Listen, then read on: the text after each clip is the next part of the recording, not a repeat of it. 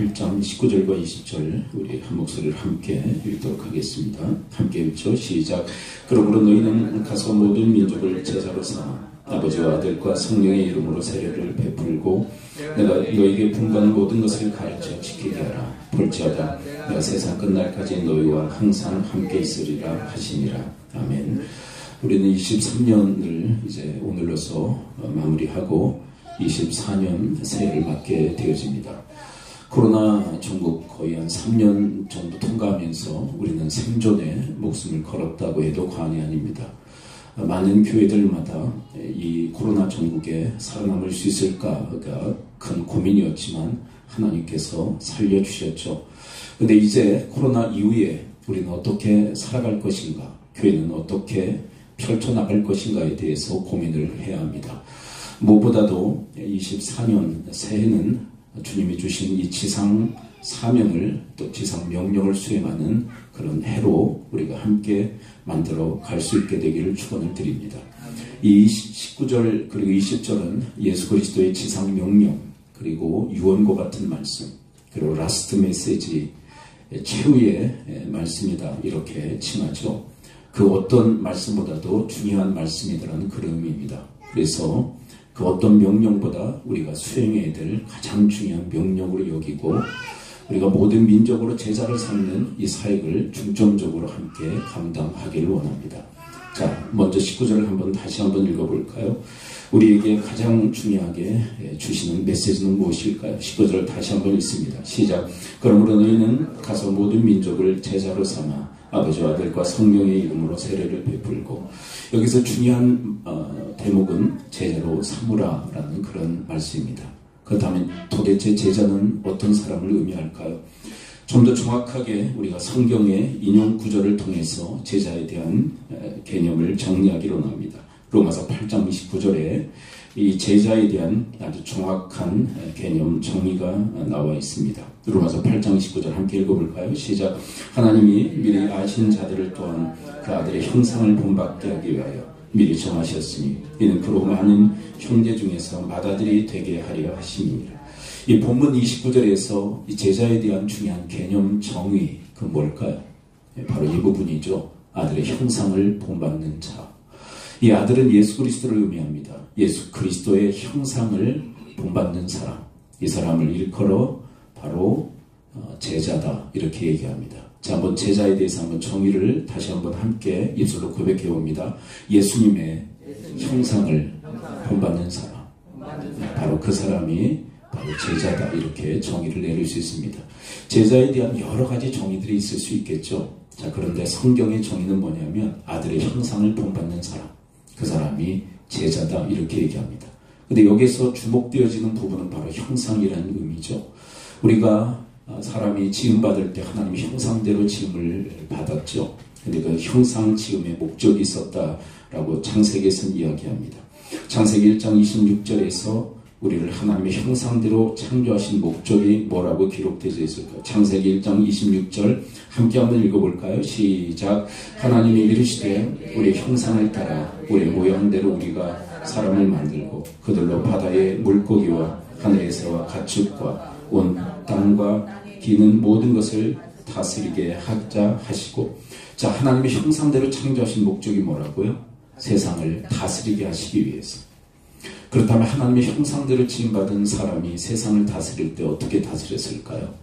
자, 사람, 하나님의 형상대로 지음받은 사람이 세상을 다스릴 때 어떻게 다스렸을까? 자, 둘 중에 하나겠죠.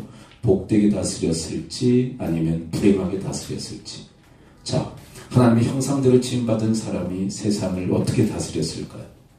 복되게 다스렸겠죠. 왜냐하면 하나님의 형상대로 다스렸기 때문에. 자, 그런데 이 형상이 파괴됩니다. 왜 파괴되어지냐면 인간의 죄악으로 인해서 하나님이 금하신 선악과를 먹고 죽음의 재앙을 받게 되죠. 그리고 형상도 파괴됩니다. 이런 파괴된 이 사람들이 세상을 어떻게 다스리기 또 시작했을까요? 그것은 형상대로 복되게 다스리는 것이 아니라 파괴하는 형태로 세상을 다스리기 시작하게 되었습니다. 지금도 사람은, 인류는 세상을 파괴하는 쪽으로 가고 있죠. 중요한 이유가 있다면 형상 파괴 때문에 그래요. 하나님의 형상이 파괴되어졌기 때문에. 주님께서 구원받은 우리에게 가장 정말 소원하고 바라시는 게 뭐냐면 그 파괴된 형상이 다시 회복되기를 원하십니다. 자, 회복의 목적이 뭘까요? 바로 이 처음 창조의 목적을 회복하시기 위해서 그래요. 구원받은 우리가 하나님의 형상이 회복돼서 세상을 복되게 다스리기를 주님께서 원하십니다. 자, 그렇게 하나님의 형상이 회복되어 세상을 복되게 다스리는 사람을 누구라고 얘기한다고요? 바로 제자다라고 얘기합니다. 제자 삼는 사역은 원래 인간의 창조 목적 회복에 있다라고 이야기를 할 수 있습니다. 자, 그렇다면 이 제자 삼는 사역 어떻게 가능할까요? 본문에서 두 가지 스텝을 우리에게 이야기를 해줍니다. 자, 첫 번째 스텝은 19절에 기록되어 있죠. 어떻게 제자를 삼을까? 첫 번째 스텝 19절 우리 다시 한번 읽어봐요. 시작. 그러므로 너희는 가서 모든 민족을 제자로 삼아 아버지와 아들과 성령의 이름으로 세례를 베풀고. 자, 제자 삼는 첫 번째 스텝은 뭐라고요? 아버지와 아들과 성령의 이름으로 세례를 먼저 주라고. 근데 세례는 누구에게 줘요? 자, 세례는 무슨 표시예요? 구원의 표예요. 구원의 표. 그러니까 세례를 주라는 것은 무엇 얻도록 도우라는 걸까요? 구원받도록 도우라. 근데 누구를 전해야, 누구를 믿어야 구원받나요? 예수 그리스도. 그래서 예수 그리스도 전하라는 그런 명령이에요. 근데 그 예수 그리스도를 믿고 안 믿고는 상대방 책임이에요. 상대방의 자유이고 상대방의 선택입니다. 근데 우리가 해야 될 것은 예수 그리스도 전해서 그 사람 구원받도록 도우라는 거예요. 그 사람이 예수 그리스도 믿어 구원받으면 그 사람에게 세례를 베풀어라. 그 얘기예요. 그래서 첫 번째 스텝은 구원 얻도록 도와라. 여러분, 이 제자 삼는 이 첫 번째 스텝, 이 사역을 온전히 감당하는 24년 한 해가 되어지시기를 축원을 드립니다. 예수 그리스도 복음 전하라는 거예요. 예수 그리스도의 복음. 네, 그 다음에 두 번째 스텝은 뭘까요?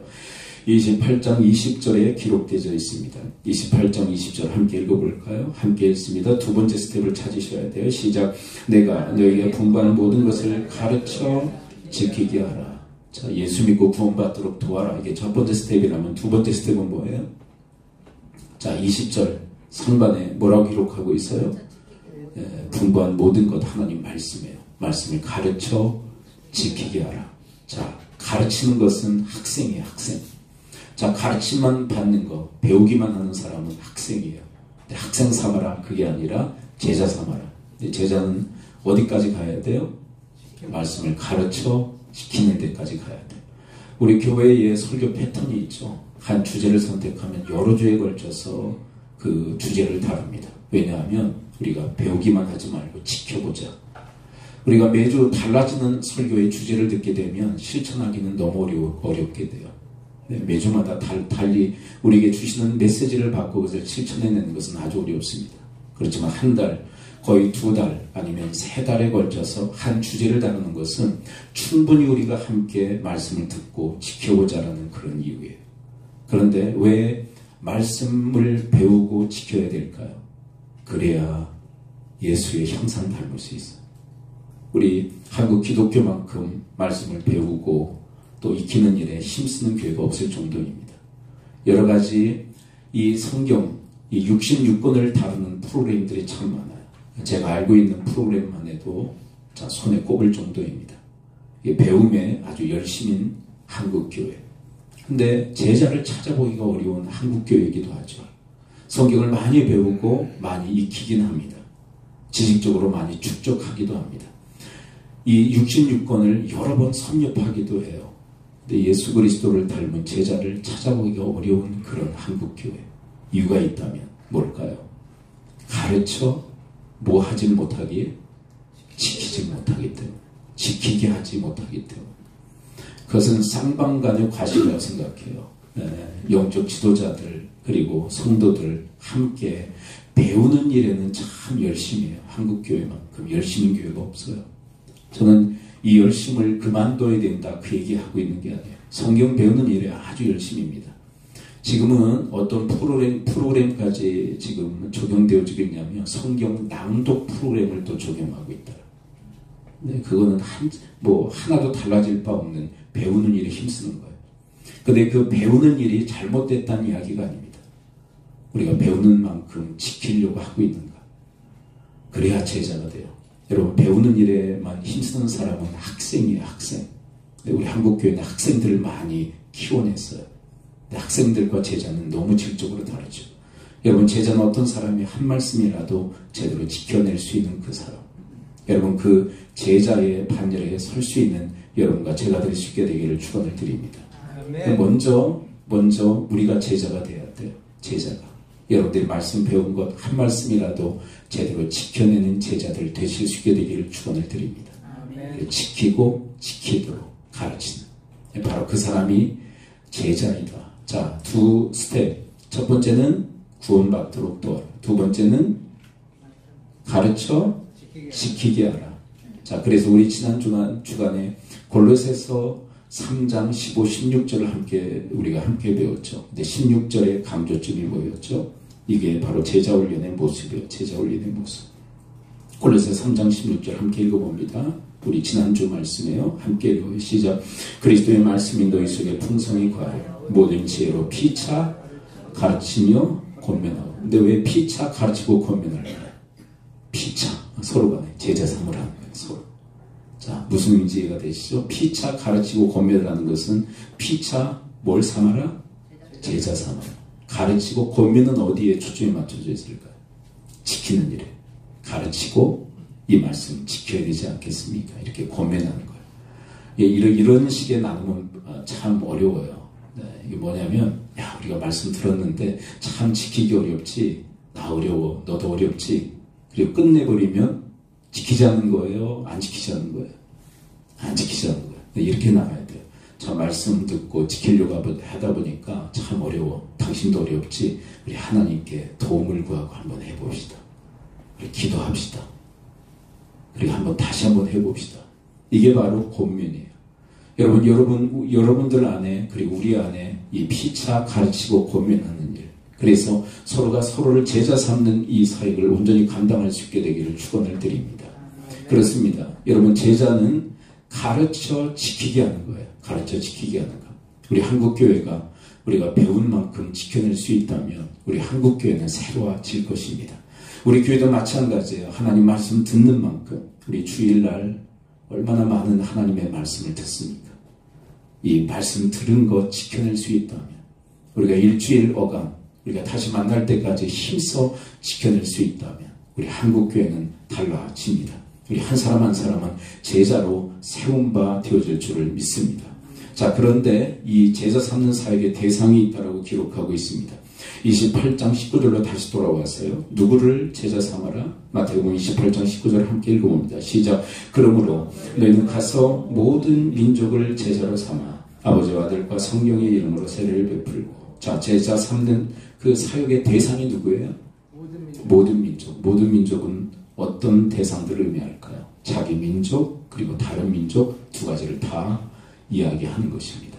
여러분, 우리 민족을 대상으로 해서 이 제자 삼는 사역을 감당해야 되고, 그리고 다른 민족을 또한 확장시켜서 제자 삼는 사역을 감당해야 합니다. 우리가 지금 캄보디아 이 국제학교에 우리가 좀 주력으로 사역을 하고 있죠. 근데 여러분, 주보를 보시면 우리 교회가 선교하는 선교 교회들이 있고 선교사들이 있어요. 이분들 다 선교하고 있는 거예요. 근데 주력으로는 캄보디아 이 조남 국제학교를 선교하고 있는 거죠. 근데 왜 그러느냐? 왜 그렇게 하느냐? 모든 민족으로 제자를 삼으라는 이 명령을 수행하기 위해서 그렇게 하는 거예요. 아, 우리도 힘든데 왜 돕냐? 그러면 안 돼요. 네. 우리가 맡겨준 사명을 감당하기 위해서, 모든 민족을 제자로 삼기 위해서 그렇게 하는 거예요. 우리 교회에서, 우리 작년 같은 경우에는 우리 교회에서 우리 유학생들 이렇게 초대해서 여름 시즌에 수양회도 갖고 우리가 많은 또 헌신도 하면서 아이들을 섬기는 일도 했었죠. 우리가 시간이 남아 돌아서 그런 게 아니에요. 제가 뭐 한가해서 그런 것도 아니고, 여러분들 바쁘지 않아서도 아니죠. 우리가 바쁨에도 불구하고 우리의 다 스케줄들이 다 있죠. 저도 바쁜 와중에도 시간을 내서 또 우리가 헌신하면서 아이들을 초대해서 아이들과 함께 하는 시간들을 갖는 이유. 다른 게 아니에요. 모든 민족으로 제자로 삼으라는 주님의 명령을 수행하기 위해서 그래요. 거의 1년에 한 번 정도는 캄보디아에 방문해서 아이들과 만남의 시간들을 갖고 아이들과 시간을 갖는 이유. 다른 게 아니에요. 모든 민족으로 제자로 삼으라는 주의 명령 수행하기 위한 거죠. 근데 어떤 분은 이런 얘기를 하시더라고요. 우리 민족도 다 선교하지 못하는데 무슨 다른 민족을 선교하느냐. 자, 그런데 그 마인드가 정확히 누구 마음이냐면 이스라엘, 이 유대 민족의 마인드였어요. 여러분, 이스라엘 민족들은 어떤 그런 생각들을 가지고 있었냐면 선민 사상이 강해요. 자기들만 선택받았다. 그리고 이방인들에 대해서, 다른 민족에 대해서는 어떻게 생각했냐면 저 사람들은 다 지옥의 불쏘시개다. 그렇다면 그들은 선교했을까요? 안 했을까요? 유대인들. 예수님 오시기 전에 유대인들. 하나 끄세요. 지금 더우신 것 같아. 제 목소리도 지금 많이 잠겨있고 후덕지근하니까 지금 조시는 분들이 상당히 많아요. 어떤 분이 그러더라고요. 누구 좀 깨우세요 그랬더니 그 성도가 그러더래요. 목사를 향해서. 지가 재워놓고 깨우긴 누구 보고 깨우라고 그래.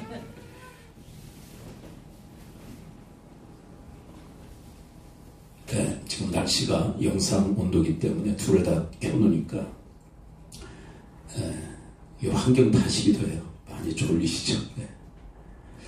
여러분, 유대민족은 자기들만 선민이라고 생각하고 이방인들은 전혀 구원받지 못할 지옥의 불쏘시개 정도로 생각했기 때문에 그리스도 예수가 오시기 전에는 거의 선교를 하지 않았어요. 지금도 마찬가지죠. 지금도 이스라엘 민족, 유대인들 자기들만 생각하는 그런 이기적 집단으로 그렇게 많이 여겨지는 이유. 자기들만 선민이라고 생각하기 때문에 그래요. 그래서 이방인들에 대한 무관심, 더 나아가서 이방인들이 하나님께로 나오는 것을 가로막았던 그런 민족이 바로 유대인들이었습니다. 그 최절정이 무엇이었느냐 하면 성전 청결 사건이었어요. 예수님이 성전에 가보니까 유대인들이 거기에서 시장 바닥을 만들어 놓은 거예요. 돈 바꾸고 짐승, 이제 제물로 드려질 짐승들을 매매하는 일들을 했습니다. 이거 다 뒤엎어버리시죠. 근데 여러분, 그 시장 바닥이 어디에 조성된 줄 아세요? 성전 중에? 이방인들의 뜰이에요. 이방인들의 뜰. 이방인들의 뜰은 누가 들어올 수 있어요? 이방인. 유대인 지역이 있고 이방인들의 뜰이 있어요. 성전 그 최외곽에. 거기에 시장 바닥을 만들어 놨다는 것은 누구의 조건을 완전히 봉쇄한 겁니까? 그래서 주님이 하시는 말씀이 뭐예요? 다 뒤집어 보신 다음에 내 집은 만민이 기도하는 집이 되어야 하리라. 만민은 이방인들을 의미하는 거예요. 그들이 와서 하나님 앞에 나와 기도해야 되는데 그걸 너희들이 원천 봉쇄했다. 여러분, 이스라엘 백성들이 그 사명을 감당하지 못하자 주님께서는 우리 믿음의 권속들을 선택하셨습니다. 근데 우리도 유대인들과 같이 똑같이 생각한다면 촛대를 옮기시지 않을까요? 이스라엘에게 있었던 촛대를 지금 믿음의 권속들인 우리 교회에 주님께서 옮겨놓지 않으셨나요? 근데 우리도 똑같이 유대인들과 같은 그런 선민 사상을 가지고 이방인들 믿지 않는 사람들은 그냥 지옥에 들어갈 그런 불쏘시개 정도로만 생각하고 무관심하고 그들에게 선교할 생각조차도 하지 않는다면, 다른 민족에 대해서 생각조차도 하지 않는다면 그 옛날 그리스도께서 오시기 전에 유대인들과 우리가 다를 바가 뭐가 있단 말입니까? 그래서 사실 이 마태복음 28장 19절과 20절에서 모든 민족으로 제자로 삼으라라는 이 말씀을 하실 때 제자들은 아직도 이해를 못했을 거예요. 모든 민족으로 제자를 삼으라. 자기 민족만 생각했던 이 11 제자들에게 이 명령을 내리실 때 그들은 전혀 이해하지 못했어요. 근데 성령 강림 이후에 그들은 주님의 말씀이 무엇인지를 이해하기 시작하고 세계 선교에 이제 헌신하고 또 나가기 시작한 거예요. 여러분, 주님께서는 이 제자 삼는 사역을 우리 민족만 대상으로 하는 것이 아니라 다른 민족을 대상으로 해서 펼쳐나가기를 주님께서 원하신 줄 믿습니다. 유대인들이 그걸 하지 않으니까 주님께서 그 촛대를 우리 교회로 옮겨놓으신 거예요. 자, 우리 민족을 대상으로 해서 우리 나라에 있는 우리 백성들을 대상으로 해서 우리 제자를 삼아야 돼요. 첫째는 복음을 전하셔야 돼요. 여러분, 때를 얻든지 못 얻든지 그리스도 예수의 복음을 전하는 일에 힘쓰는 24년 한 해가 되실 수 있게 되기를 축원을 드립니다. 그리고 뭐 해야 돼요? 복음 전하는 것은 구원을 얻도록. 그 다음에 아버지와 아들과 성령의 이름으로 세례를 주고 그 다음에 스텝은 뭐예요? 풍부한 모든 것을 가르쳐 지키게 해요. 여러분, 가르쳐 지키게 하는 말씀 사역에 헌신하실 수 있게 되기를 축원을 드립니다. 네, 가정교회로 모여서 서로 피차 가르치고 권면하고, 그리고 이제 멘토링 사역에 다시 재첨화의 시간들이 우리한테 필요해요. 네, 다른 사람을 가르쳐 지키게 하는 그 일. 자, 그런데 한 가지 한번 여쭤볼까요? 제가 이게 수년 전에도 이 질문을 드린 바가 있어요. 복음 전하는 거, 믿지 않는 사람들에게 복음 전하는 거하고 믿는 사람들에게 가르쳐 지키게 하는 사역 중에 뭐가 더 어려울까요? 자, 생짜 예수 안 믿는 사람 잘 대답하셔야 돼. 자, 예수 안 믿는 사람에게, 예비 신자 아직 믿지 않는 사람에게 그리스도 예수의 복음을 전해서 구원 얻도록 돕는 사역하고 말씀 사역, 말씀을 가르쳐 지키게 하는 사역 중에 뭐가 더 어려울까? 그게 더 어려워요? 뭐가 더 어려우시? 두 분이 다 달라 지금. 근데 그거는 해보셔서 체감하는 그 어떤 그 내용이 다르시기 때문에 그래요.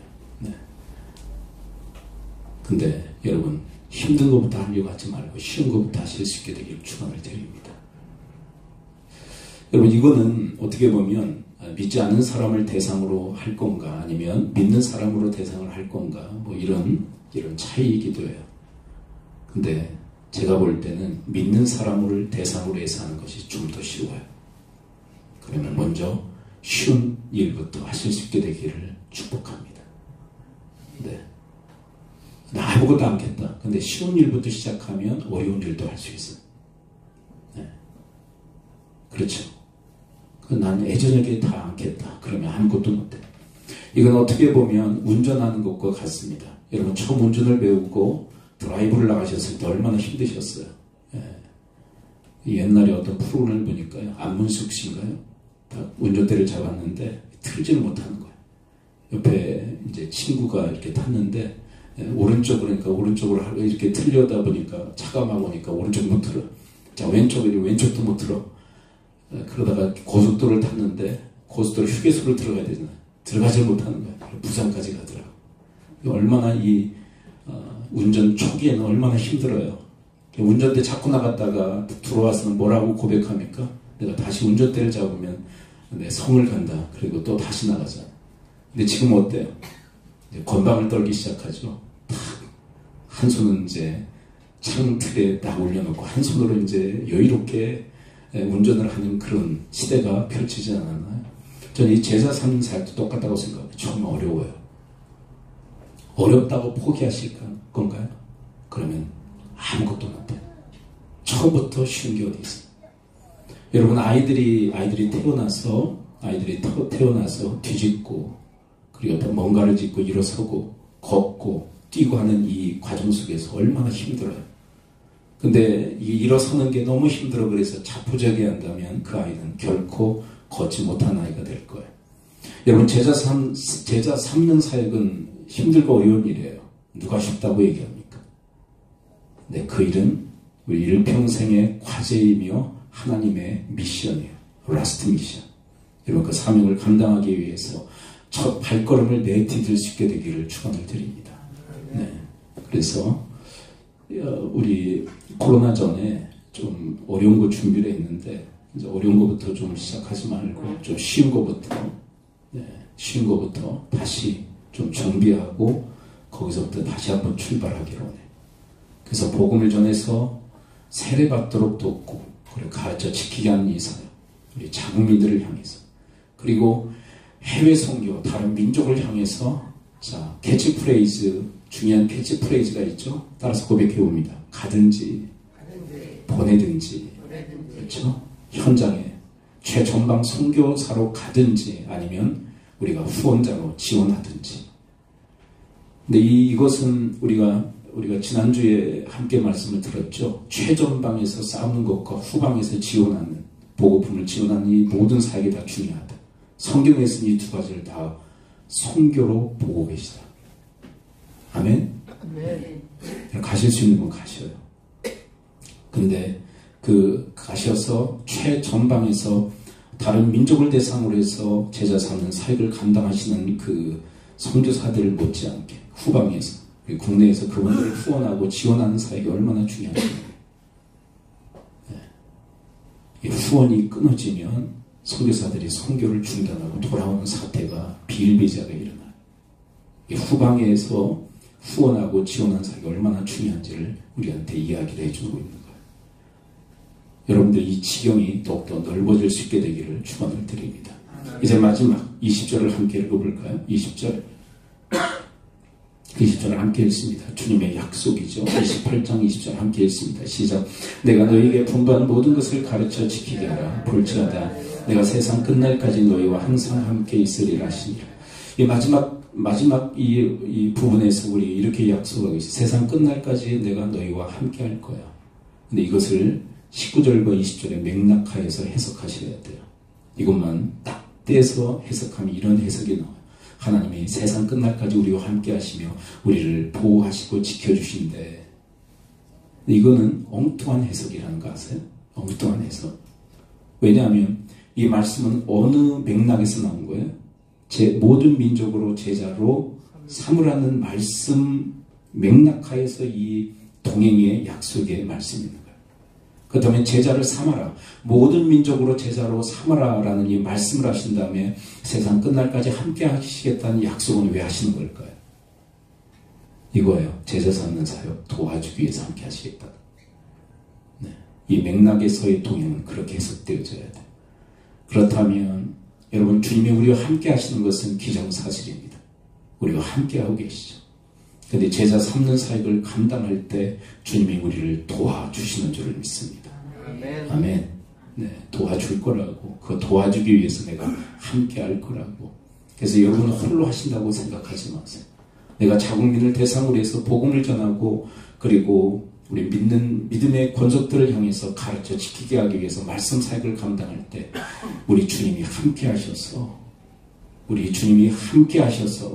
우리를 도와주실 줄을 믿습니다. 여러분, 해외 선교를 위해서 가든지 아니면 보내든지 다른 민족을 대상으로 해서 제자로 삼을 때 주님 함께 하시며 우리를 도와주실 줄을 믿습니다. 네. 그래서 우리 계산하면 안 돼요. 계산은 가룟 유다목, 주님 앞에 아낌없는 헌신은 마리아의 목이었잖아요. 근데 우리가 신앙생활하면서 계산하기 시작하면 우리는 삭막해져요. 인색해져요. 내 신앙은 계산하는 게 아니에요. 왜냐하면 우리 하나님도 우리를 향해서 계산하시지 않고 우리를 향해서 전폭적인 사랑을 베풀어 주셨기 때문에 그것이 바로 예수 그리스도 아닌가요? 여러분, 사랑은 최고의 아이디어를 냅니다. 자, 한번 따라서 고백해 봅니다. 사랑은 최고의 아이디어를 낸다. 아이디어는 무슨 기발한 어떤 발상 그런 얘기겠죠. 좀 더 폭넓게 얘기한다면 생각, 기발한 발상. 근데 하나님께서 우리를 사랑하셔서 가장 기발한 발상이 뭐였나요? 우리를 사랑하셔서 주님께서 우리에게 나타내신 가장 큰 기발한 발상이 뭐였죠? 아들 주신 거였어요. 아들. 그건 어떤 것으로 해석이 안 돼? 왜 아들 주셨지? 사랑하셔서 그런 거예요. 사랑은 가장 창조적인 아이디어를 우리로 하여금 낳게 만듭니다. 우리도 주님 사랑해서 24년 안에 지상 사명으로 주신 모든 민족으로 제자로 삼으라는 이 사명을 온전히 감당할 수 있는 여러분과 제가 될 수 있게 되기를 축원을 드립니다. 아멘. 우리를 통해서 이웃들에게 전파되어 줄 수 있는 가장 큰 복은 바로 이 지상 명령에 우리를 통해서 예수 그리스도 전해지고 우리를 통해서 하나님 말씀이 전파되어지는 것이야말로 가장 큰 축복의 전파이며 우리가 복의 통로로 쓰임받는 그런 첩경인 줄을 믿습니다. 이 시간 함께 기도할까요? 우리 이 시간 함께 기도하며 주 앞에 나갈 때 우리 말씀으로 기도하기로 합니다. 24년 이제 새해가 이제 오늘 지나면 내일부터 시작되어지는데 하나님 24년의 비전은 바로 이 지상명령을 수행하는 그런 한 해가 되어지기를 주님 앞에 바라고 구하는 것이 24년 한 해의 비전입니다. 이 비전을 향해서 우리가 함께 기도하며 협력하며 나갈 수 있도록 하나님 도우시고 인도해 달라고, 모든 민족으로 제자로 삼으라는 주님의 명령을 온전히 수행하는 주님의 제자들 되어지도록 주여 저희들을 붙드시고 인도해 달라고 우리 합심 통성으로 주님 앞에 기도하며 나가도록 하겠습니다. 아버지 하나님, 오늘 말씀해 주시니 감사를 드립니다. 23년 한 해의 마지막 날, 아버지 하나님 24년을 향한 하나님의 비전을 저들의 마음에 품고 나가기를 원합니다. 아버지 하나님, 주님의 비전은 모든 민족으로 제자로 삼으라는 이 지상 명령을 수행하는 것, 그것이 하나님의 비전인 줄을 믿습니다. 자국민들을 대상으로 해서 그리스도 예수의 복음을 전하여 구원 얻도록 돕고, 그리고 가르쳐 지키게 함으로 그리스도 형상을 닮아 자라는 제자로 세우는 저들의 사역이 되어지게 하여 주옵소서.